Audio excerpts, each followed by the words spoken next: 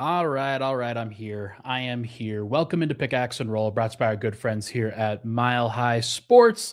I am your host, Ryan Blackburn at NBA Blackburn on Twitter, part of the Mile High Sports Podcast Network. And I am here. I am ready to discuss the Denver Nuggets and a loss yesterday to the Minnesota Timberwolves. The Nuggets will play tonight on the second night of a back-to-back against the Utah Jazz. We'll kind of bridge those two games. And in the middle, we're going to talk about Cam Johnson because I know a lot of people have a lot of thoughts about Cam Johnson. I just did some data work that I hope is going to be valuable for people in terms of exploring what the issues are, why Nuggets fans feel the way that they feel, even if like the behind the scenes numbers and impact things are just fine. We'll get into it for sure. There's a lot to discuss, though. There's a lot to discuss. Denver losing the game that they lost yesterday. After losing the game that they lost to OKC, it's not a great sign. It's not a great sign for where Denver is. Game 61 of the season. The Nuggets post All-Star break have not been very good. It feels like leading into that game yesterday, David Adelman said, and I agree with him, that the games against Boston and OKC were pretty good in terms of what you want to see from Denver, what you want to see from the Nuggets and what they're trying to put out on a consistent basis. They were physical, they were intentional, they were putting in a high level of effort, and they executed pretty well on the defensive ends of the floor specifically. But the offense has been struggling, and when Denver has been really amping things up, they've been playing on a physical level.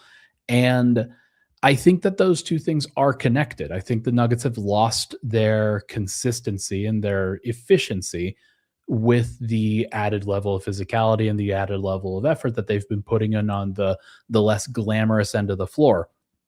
Only the best teams in the NBA are capable of doing what you want the Nuggets to do on a consistent basis, which is to play both ends of the floor, to dominate games, to go in by 20 to 25 plus. Like those are what the best teams in the NBA do, and they can do it on both ends because they are capable. They have depth, they have star power, they have all the mixings. And this is what Nuggets fans thought that they would have this year, right? Like maybe not an elite defense, but certainly a good enough one that it takes advantage of the fact that they've got a great offense. But it takes a level of commitment on the defensive end of the floor in order to do it. So it's going to be interesting to see whether the Nuggets will get better when Aaron Gordon and Peyton Watson do return. We'll talk about that a little bit for sure. But I do want to go over a couple of things. Let's focus on the game yesterday first. We'll talk about Cam Johnson in the second segment. And then in the third segment, we're going to do best worst case scenarios as well as the Peyton Watson and Aaron Gordon potential returns very shortly. So we'll talk about it in just a bit. Yesterday, the Nuggets lose 117 to 108 to the Minnesota Timberwolves. Not a great performance. It started off pretty well, where Denver got out to a 31 to 22 lead. It looked like they were in position, in control for sure. Lots of good things that I think that we saw. Unfortunately, that was given up immediately, and then actually extra given up because Denver won the first quarter by 9. And it was a 9-0 run that Minnesota went on in the first 2 minutes of the second quarter. That lineup that featured Bruce Brown, Tim Hardaway, Cam Johnson, Zeke Naji, Jonas Valanciunas. All 5 of those guys get an F- for that stretch, and pretty much an F- for the game, if I'm being honest. Like the only guy who I think Tim and Bruce were fine for the rest of that stretch, but obviously, Tim Hardaway was a -17 in a game the Nuggets won by 9. Bruce Brown was a -12 in a game the Nuggets lost by 9, excuse me. Jonas Valanciunas, -15 in his 10 minutes. Just really, really ugly stuff from the non-Jokic minutes and the stretches that the Nuggets have played without like their best player on the floor. And this is a little bit more normal in terms of what we've seen from Denver and the weaknesses that they've had. But like you expect a guy like Jonas Valanciunas to be able to be impactful in these situations, especially when Denver is missing some of the guys. You need somebody to step up. And he has not stepped up in the last couple of games. Tim Hardaway, Bruce Brown have been fine, but they're only like two guys. And you would really want somebody like Cam Johnson to step up in this situation. And he obviously has not done that.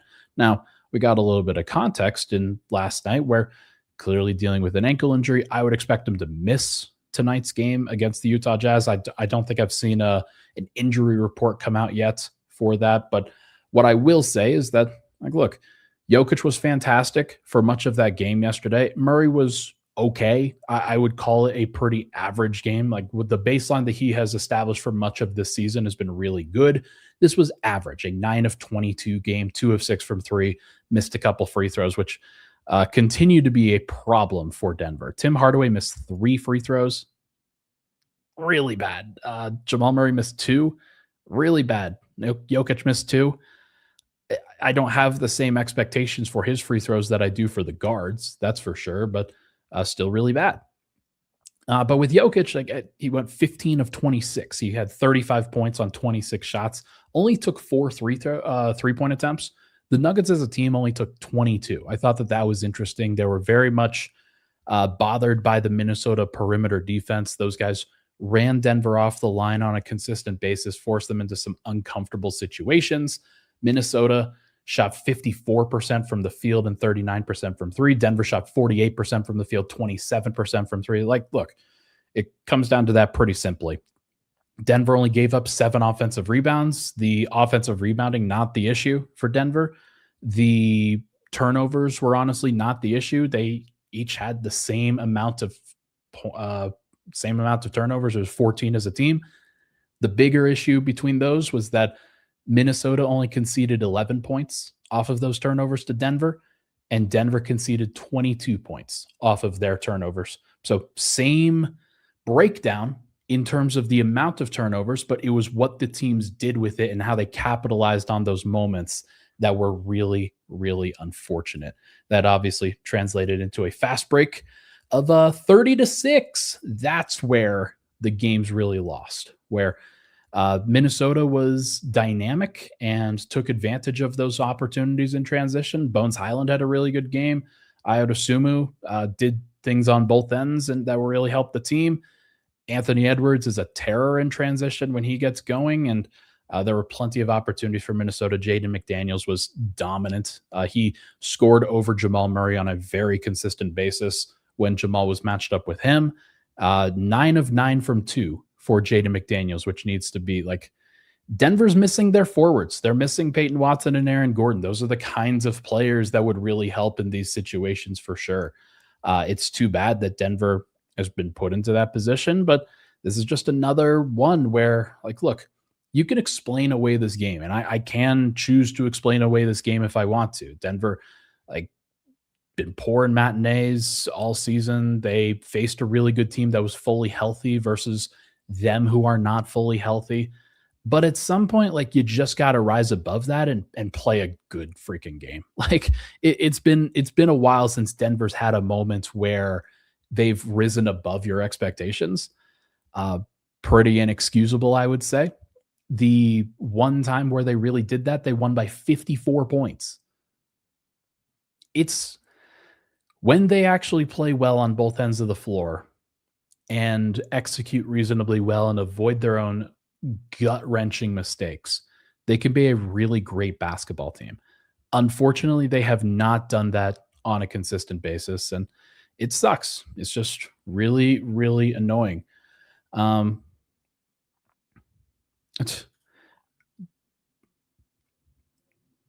Goodbye. We're gonna say goodbye to you for a while. Look, Denver is 37-24. They are a good team, but they are not a great team. And they have not been a great team for a long time. There have been signs of this happening over the course of this period. January was good for Denver in terms of like surviving without Jokic, but as I've said it on here, as I've said it on several platforms, I even asked David Adelman about it. Like,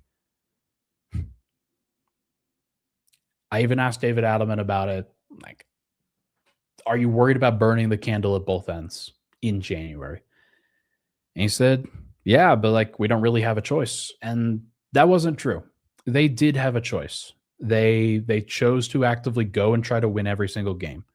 That's a mentality that they like to put out there, that they want to put out there and say, you know what? No, like we don't have Jokic, we don't have Cam Johnson, we don't have Peyton, or we have Peyton Watson, we don't have Christian Brown or Aaron Gordon or whoever it was at those points.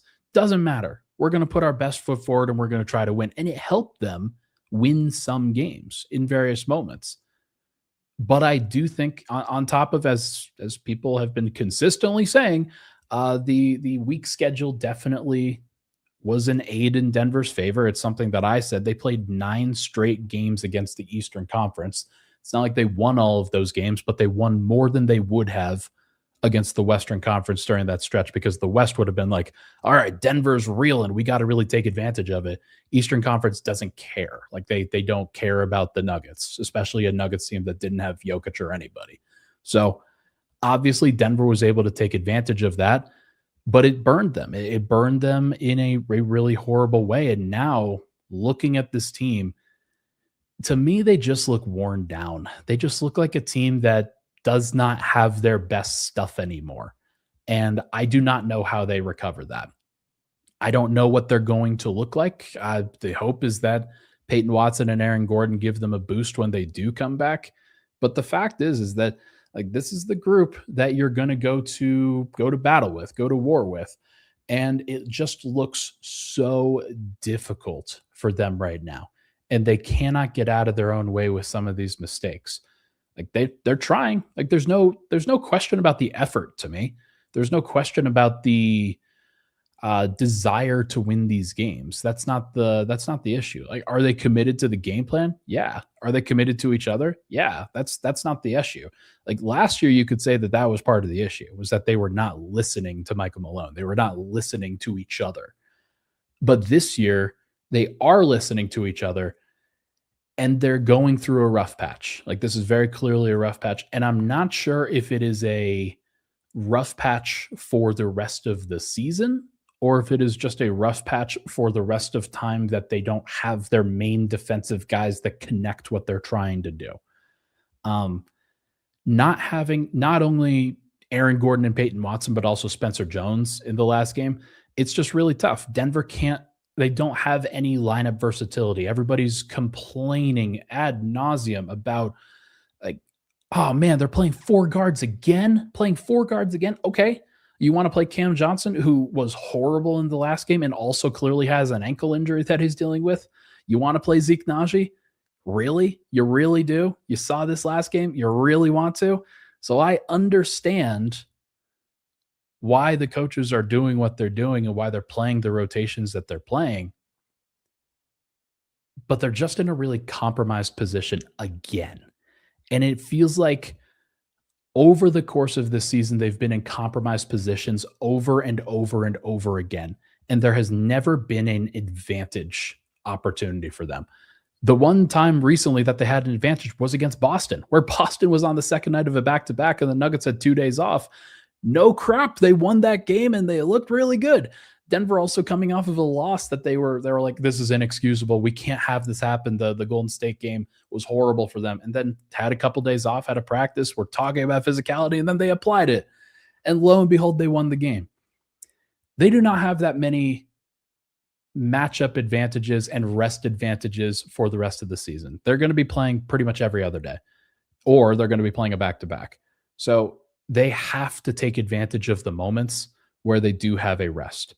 Tonight they play against Utah. Then they've got a couple days off in preparation for the Lakers and the Knicks. My guess is that they will be ready to go for those games. I actually think that one or both of Aaron and Peyton will be back for one of those games. But I do think that like at this stage, Denver's not good enough as a team in their top level and their top level like consistency that they can survive these absences the way that many thought that they could, or they did for a while. Because they really did. They did survive these absences for a long time.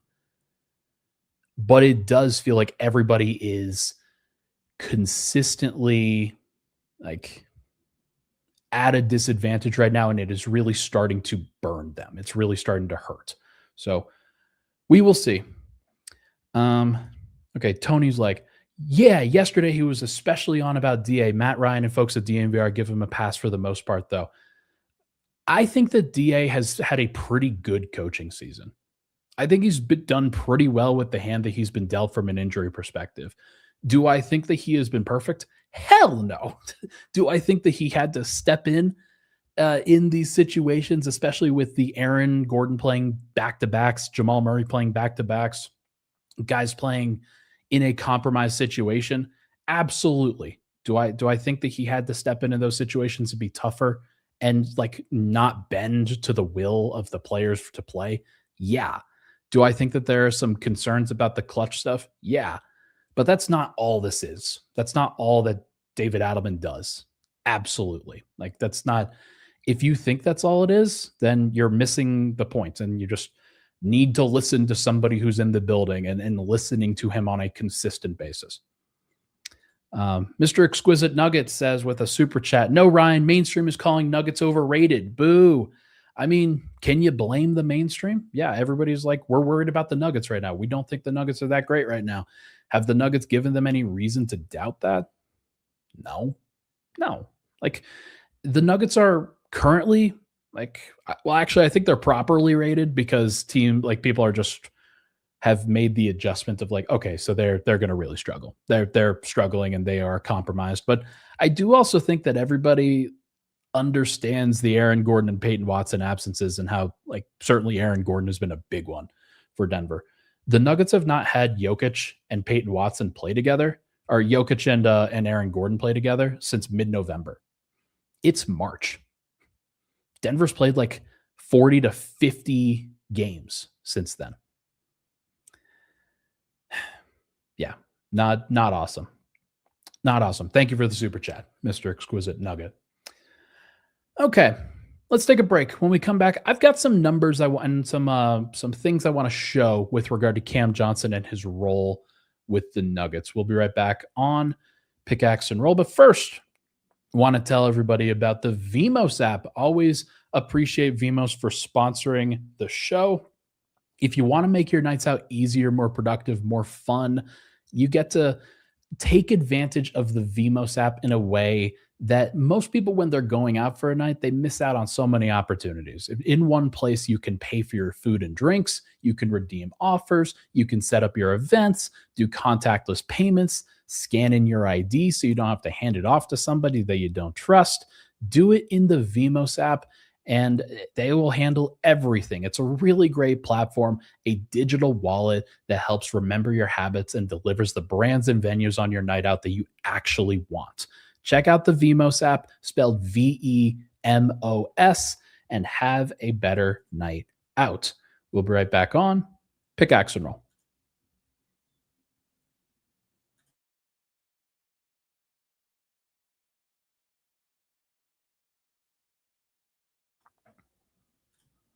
All right, we are back. Pickaxe and Roll. Ryan Blackburn here. Thank you so much for tuning into the show. Folks, hit that like button, hit that subscribe button. Would really, really appreciate it. There's been a lot of criticism of Cam Johnson, and it came to a head in the game yesterday in which 0 points, 0 of 6 from the field, 0 of 4 from 3, got to the free throw line 0 times, 4 rebounds, 3 assists, 1 turnover, had 4 fouls, was a minus 13. The game before on Friday, he played against Oklahoma City, was a minus 25 in his minutes in a game where Jokic was like plus 15, because the minutes where he was staggering with the second unit, where he's out there with Jonas Valanciunas, Bruce Brown, Tim Hardaway, guys like that, those just weren't good enough. Those weren't good enough minutes. And he is the guy that is being tasked with orchestrating that unit, with being the bridge player. It's not all on him in that situation, but like if he's going to be out there, he has to be responsible for it. And the Nuggets have to find ways to help him out in that situation. But he has to help himself out too. What we did learn after the game was that he's really dealing with an ankle injury. And of course, whenever you get onto the injury report, it means you're in a fair amount of pain. It means you're in a fair amount of discomfort. So I want to give him the benefit of the doubt in that regard. However, Nuggets fans don't necessarily want me to do that. They don't want to give Cam Johnson the benefit of the doubt because it's been 37 games now of Cam Johnson. He has been pretty shaky overall in terms of what the Nuggets can expect from him on a night-to-night basis. His role vacillates from somebody that they feel like they can trust to somebody that probably doesn't really deserve to be out there and taking the shots and the shot attempts that he has lately. On the season, he's averaging 11.2 points per game, 3.8 rebounds, and 2.3 assists. Now, shooting efficiency-wise has been pretty good. He's at 44.5% from the field, 40.6% from three, 84.8% from the line. When he's been able to get up shots for the most part, he has been really good. Obviously, he's struggled lately. Post All-Star break, I think he's down to like 27% from three, which isn't that crazy. Like against Boston, he was 3 of 6. Against Portland, he was 2 of 5. Like he has had some decent shooting games, but more often than not, it's been pretty shaky. So you can understand why things have gone that way. You feel pretty stressed out about Cam Johnson and his overall role. He has not played well for the Denver Nuggets.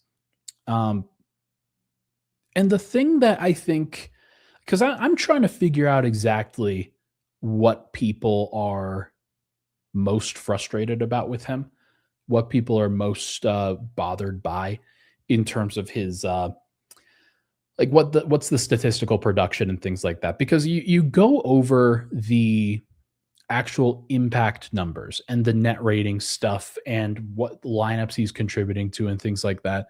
And the Nuggets are still playing pretty well when he's on the floor overall. When he's out there with Jokic, he's great.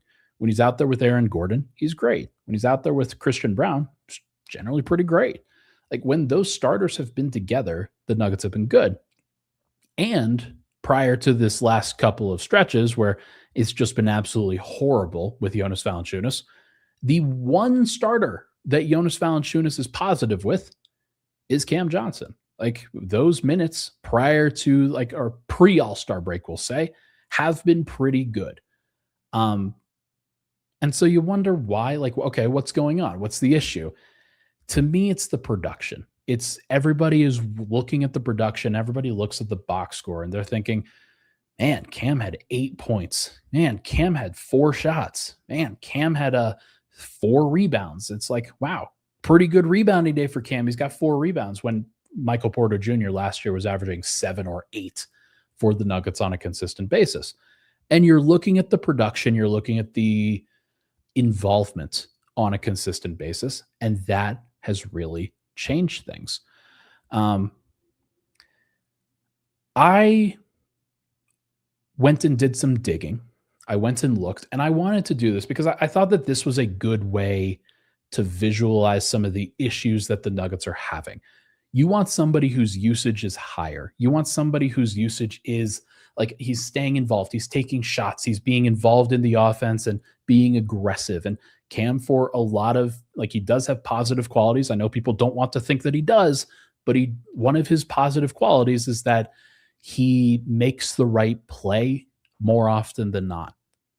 With Michael Porter, that was a concern at times where he was often in this battle of shot selection and things like that and making the wrong decision and a poor assist to turnover ratio and things of that nature. I think these are things that he struggled with throughout his time with the Nuggets.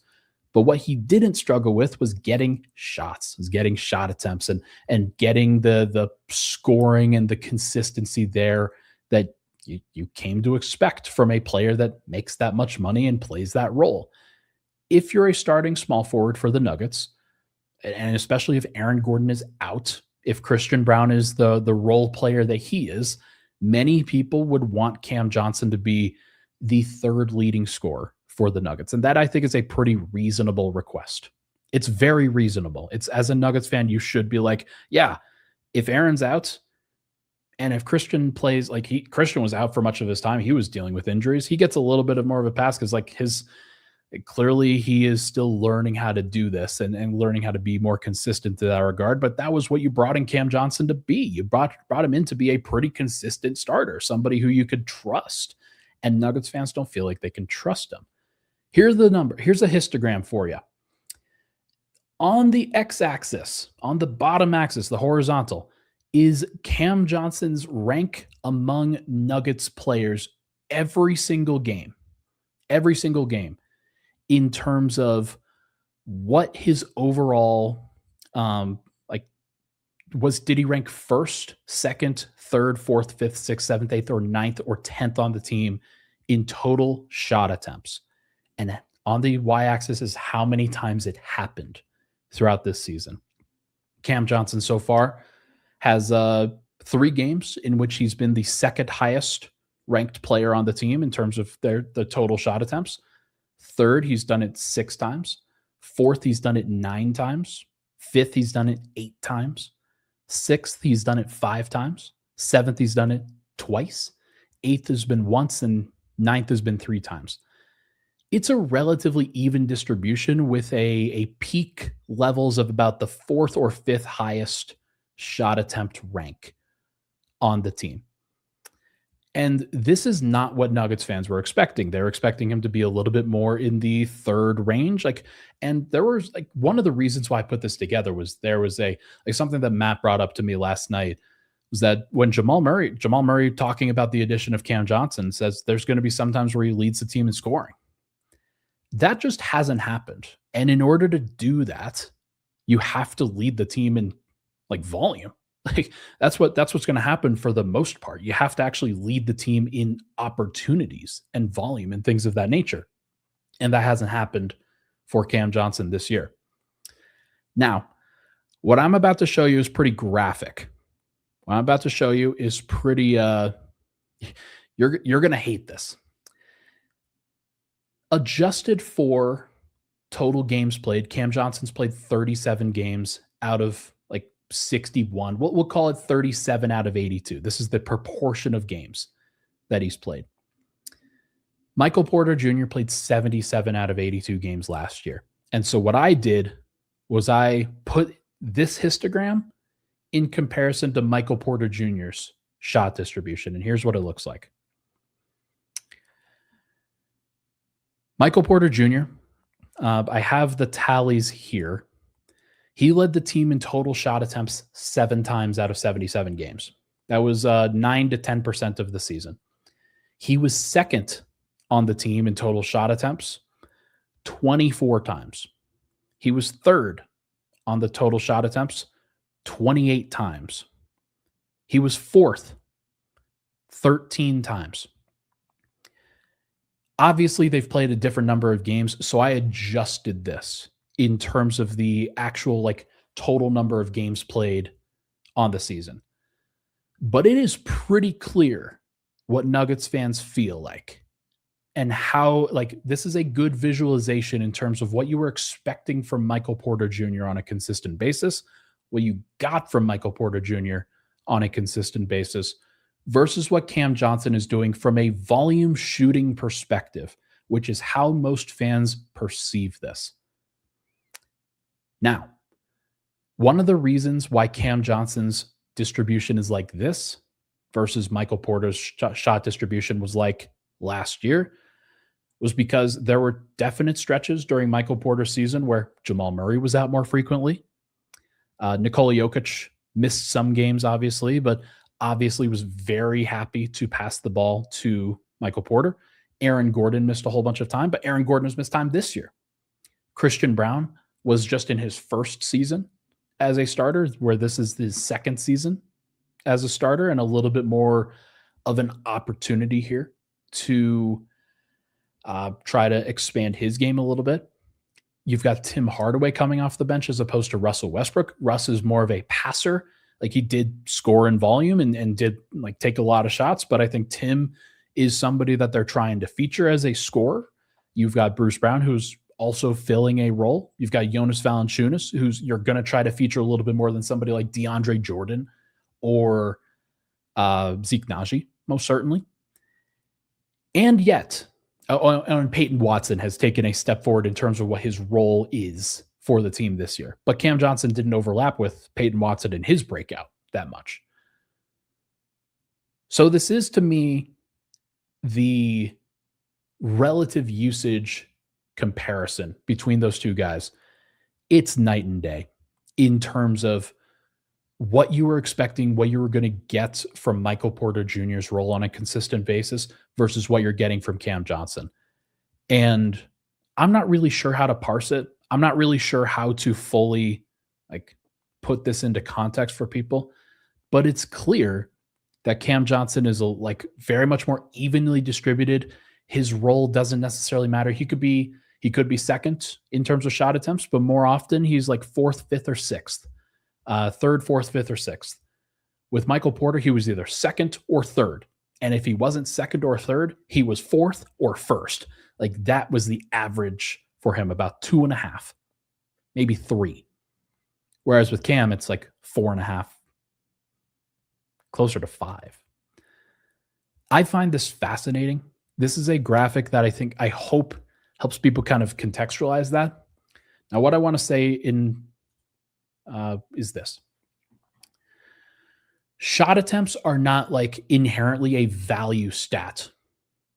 That is not how it works.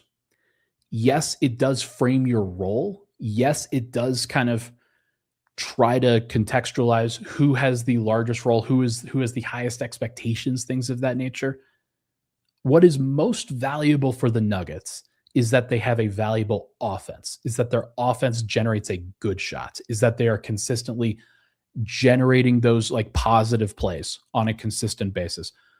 And in the Jokic-led offense, isn't it the theory behind the practice that a good shot is the open shot? It is not just a Jokic shot. It is not just a Murray shot. It is not just a Cam Johnson or Michael Porter shot or whoever.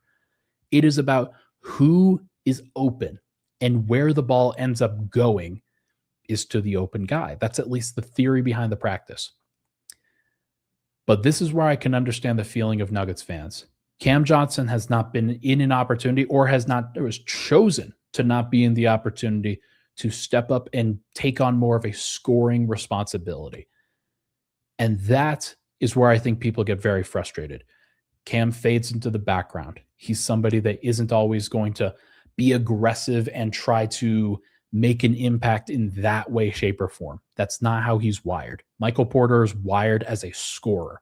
He is trying to score the basketball. When he wants to make an impact, he's going to go score the ball. When Cam Johnson wants to make an impact, he's going to try to make the right play. He's been doing that less frequently of late. He has had less success doing that of late. Does it make him that much worse of a player? No. I actually don't think that he's that much worse of a player.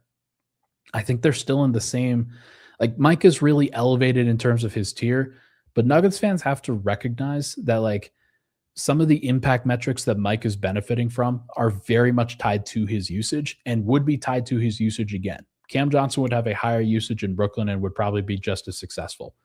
What the Nuggets have to get to right now is figuring out how they can incorporate Cam Johnson's skill set without him having to be a volume scorer, because he's just not going to. It's not going to happen. I thought that he would be a little bit more consistent in terms of getting up shots, in terms of the Nuggets being able to feature him on a consistent basis, but it has not worked in that regard.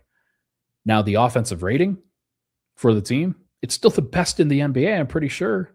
They're still a really good team, and Cam Johnson has contributed to that. But the difference is he's contributed. He has not been an integral part of what they have done, and the shot attempts, I think, reflect that. Okay, let's take a break.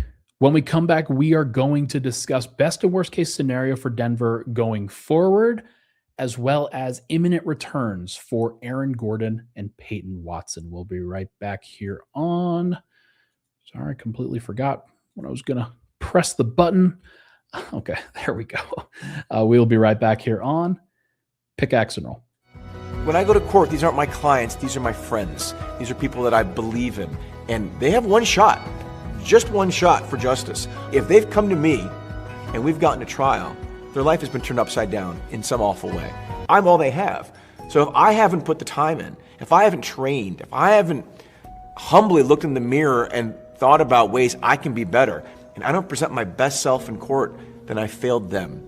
And that's what motivates me as a trial lawyer, because when this is over, that client goes home. And if I haven't done my best for him, I haven't been his champion, then I've failed.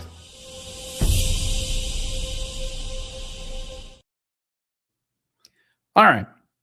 We are back. Pickaxe and Roll. Ryan Blackburn here. Thank you so much for tuning into the show. I hope you guys enjoyed that in terms of the context stuff. That actually took me a little bit of time to prepare because I went through every single game. That's why I was a little bit late to the show. I went through every single game log for each of those guys, and I ranked Cam Johnson's shot attempts versus Michael Porter's shot attempts. So hopefully that is a pretty decent breakdown of what you are seeing and trying to contextualize it at least a little bit.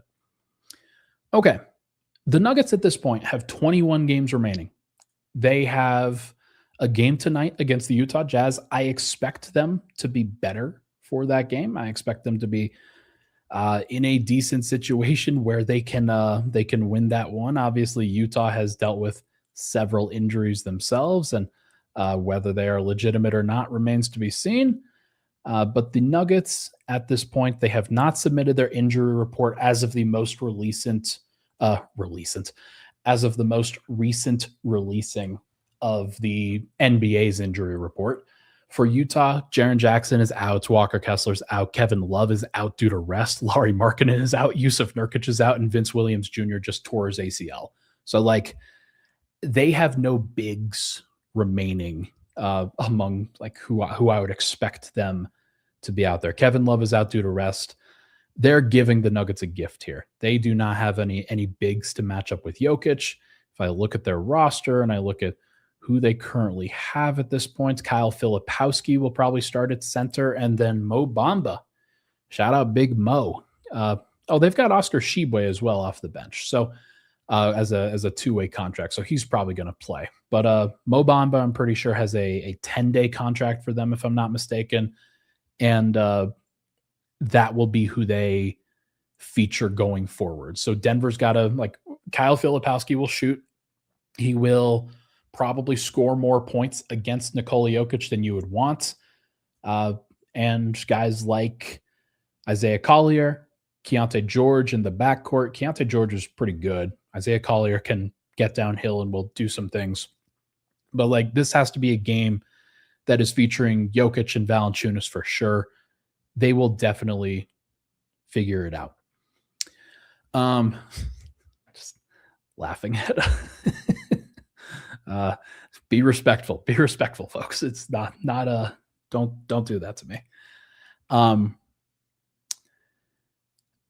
So Denver should be able to win this game tonight. If they do win this game, I don't want to put the cart too far before the horse, but look, they are currently 37-24, I believe.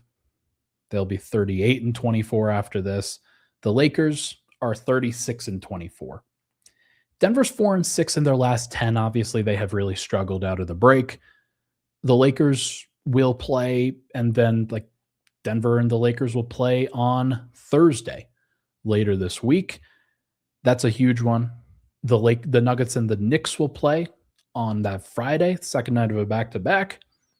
And then you start to get into some really uncomfortable scheduling stuff for Denver. They've got a lot of issues that they have to go over, and they've got a pretty tough matchup against obviously you've got the Lakers and the Knicks coming up, but then you've got the OKC Thunder, you've got the Houston Rockets, you've got the Spurs on the second night of a back-to-back, you've got the Lakers again, and then you've got the Sixers.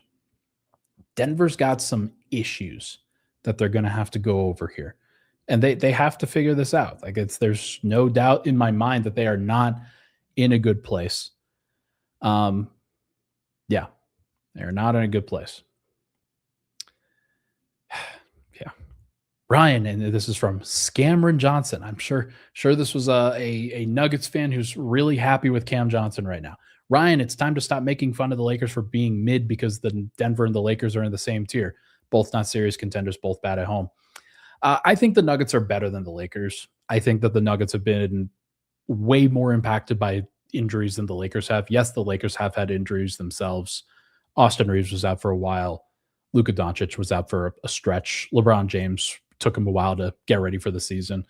But like, they have also been very bothered. And I just think that Denver's like, their ceiling is still so much higher than anything that the Lakers can provide, because Denver does have a whole bunch of guys. And like, you can be mad about Cam Johnson all you want to, but like, you'd rather have him than Rui Hachimura, I think. I think I would. Rui is a pretty good player, but I think I'd rather have Cam Johnson than Rui Hachimura. And that, like, Rui is maybe their fourth best player. Like, Denver has so many different pieces that they will, in theory, be able to go to when Aaron Gordon and Peyton Watson come back. And here's the kicker. Like, I think that one of those guys at least will be back on Thursday. I think like Denver's going to try to get them back over the course of these next few days. I don't think they're going to be tonight, but they're getting close.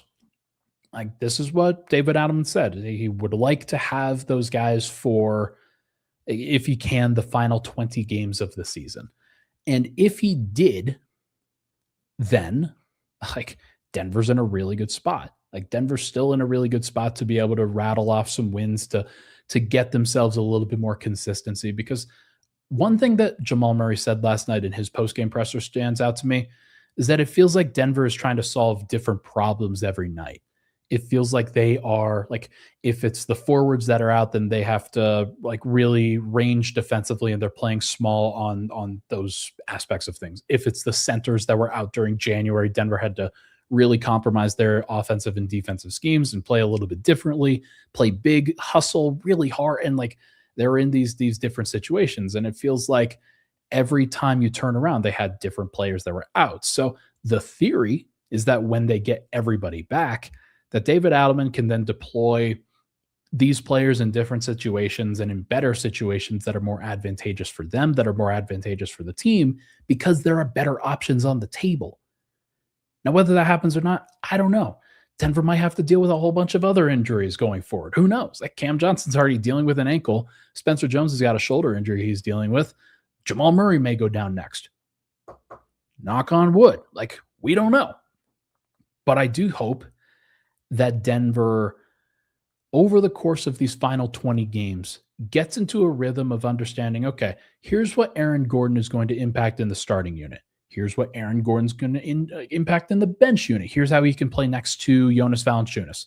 Here's how Peyton Watson's going to look when he's helping to run the second unit next to Cam Johnson, as opposed to Cam Johnson just kind of doing it by himself.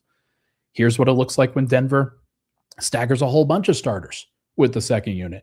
Here's what it looks like when they play big. Here's what it looks like when they play small. They can go through all of those things in the final 20 games of the season and still win at a decent clip. Like, they're going to have to stay certainly top 6. They're going to try to get into top 4 again. Like, they still have a capacity to do that. Whether they actually are able to or not remains to be seen. The standings would reflect that Denver has an opportunity, but they still have a very tough schedule, like with what they've done. So it's going to be tough. I'm not going to sit here and say that it's going to be easy. I think best case scenario, the Nuggets get both Aaron Gordon and Peyton Watson back on Thursday. They win that game against the Lakers. Maybe they rest everybody against the Knicks and maybe like, or maybe it's not resting Jokic, because obviously Jokic is going to try to stay eligible for awards races at the end and play as many games as possible. But he's going to try to stay available. The Nuggets will have enough guys, I think, that they can trust at that point. And the hope is that you just play pretty hard. You see what you can do, and you try to steal that one at home as well. And then after that, you're hoping, okay, well, can you recover against the Oklahoma City Thunder? Even if you lose against the Knicks, you've got a couple days off before you face OKC again. In theory, having all three of Christian Brown, Aaron Gordon, and Peyton Watson back for that game will really help Denver, because it means if you don't really trust Cam Johnson at the end of the game, if you don't really trust certain guys in different situations, you don't have to play them. You don't have to put them in those uncomfortable places. And I think Denver's still going to start Cam Johnson. I think he's still going to start for the entire rest of the season, as long as he's healthy.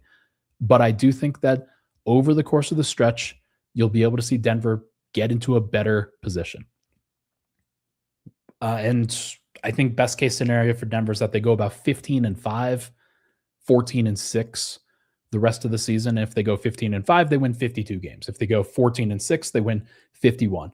It's funny. Last year, Michael Malone got fired in the midst of a 50-win season. And it was probably the right call. But it is kind of funny the way that these things work out. I do think that if last year's team dealt with the injuries that this year's team has faced, they would have had 42 wins. 42. Marco's like 15-5, really? And like, I know that sounds really far-fetched right now based off of what Denver's done so far and how it feels right now. It's not that far-fetched. It's really not. Denver plays hard on a consistent basis. They get better shooting performances from guys. They get a little bit better volume. They actually like apply some of the stuff that they've been doing defensively. Because like this last game, they weren't that bad defensively. They were actually fine. It was the offense that really betrayed them. And the hope is that you've got these other defensive guys that can help you play even better on the defensive end with Aaron Gordon and Peyton Watson kind of connecting what the Nuggets are trying to do. And so if you can play on a consistent basis on the defensive end for the rest of the year, and you're at least like average on that end, and then you're an elite offense still, like, is it unreasonable to think that Denver could maintain a +7 net rating, a +8 net rating for the rest of the year? That translates to about 15-5 for me. And so you got to go through each of these. Like each of these other teams could be in different situations from the Nuggets. Like maybe the Nuggets are getting healthy at the right time and the OKC Thunder are really struggling from a health perspective at that point. Or the Spurs miss one of their guys and then Denver, like, or the Lakers have Luka Doncic sit in one of their games or something of that nature. Like it gets a little bit easier after this tough stretch, but like Nuggets can get through Lakers, Knicks, Thunder, Rockets, Spurs, Lakers, Sixers. It gets a lot easier after that. It gets a lot more straightforward. And Denver will be at home for much of that stretch, and they'll be a lot more comfortable, I would say. After that Sixers game, they go on the road and they face at Memphis on March 18th, second night of a back-to-back. If they can take care of that one, after that, they have 12 more games, and 3 of them are road games. They've got 9 home games during that stretch. That should be a place where they can get much more comfortable.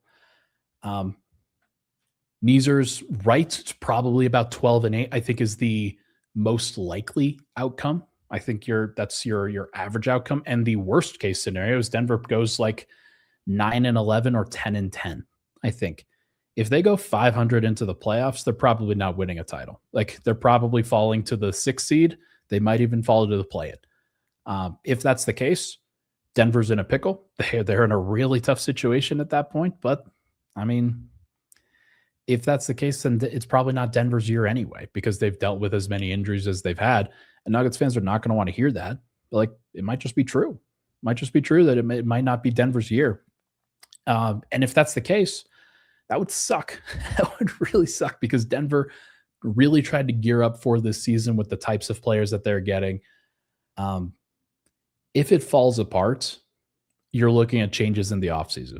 You're looking at pretty significant changes in the offseason, I think.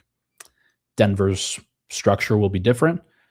Whether they have the same head coach or not remains to be seen. I would guess that they wouldn't fire David Adelman after 1 year. That would be pretty quick, especially with the injuries that they faced.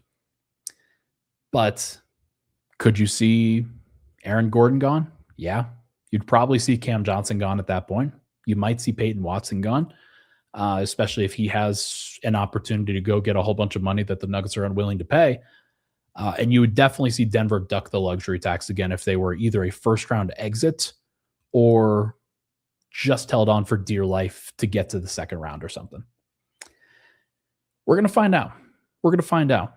I think it would be extremely disappointing if Denver were to falter that way because I thought that they could win a title. I still think that they can win a title. I have more confidence in Denver right now in this moment than I did on March 2nd of 2025 for last year's team. I will say that. you have to have some patience in seeing what Denver looks like with Aaron Gordon. He is the player that swings so much for Denver from just a versatility standpoint and a production standpoint. If you get that back, if you put Denver to a better position, I think it looks a lot better. So we'll see. All right. Everybody, that is going to do it for this episode of Pickaxe and Roll, brought to you by our good friends here at Mile High Sports. Thank you for tuning into the show. I hope you enjoyed. Apologies for being a little bit late. I'm going to try to get this one up for the audio listeners before the game tonight. Thank you for tuning in. Hit that like button, hit that subscribe button on the way out. Got a meeting tomorrow with MHS that will disrupt the normal schedule tomorrow. So I will try to figure some stuff out. Maybe I'll do a pre-recording. We'll just have to see. Everybody have a great day. Go Nuggets for tonight. We'll talk to you guys very soon.